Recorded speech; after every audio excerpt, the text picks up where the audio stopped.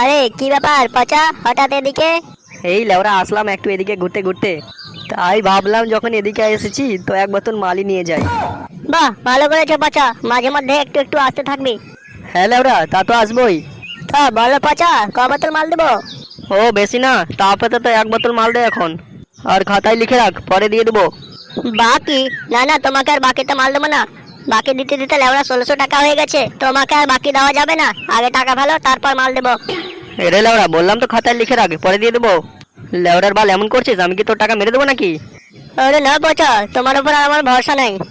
লেওড়া বাকি লিখতে লিখতে খাতার পেজ ফুরিয়ে গেছে, তাও আমি এখনো 1 টাকাও পাইনি। তোমাকে আর বাকি দেবো না, আগে টাকা ফেলো, তারপর মাল পাবা। তাহলে লেওরা কি দাঁড়ালো, তুই আর ধারে আমাকে মাল দিবি না তাই তো? আরে না না, তোমাকে আর ধারে মাল দেবো না, আগে টাকা ফেলো তারপর। দাঁড়া খানকির ছেলে, আগে টাকা নিয়ে আসছি, তারপর তোর আর তোর দোকানে দুটোরই কপাল মারছি।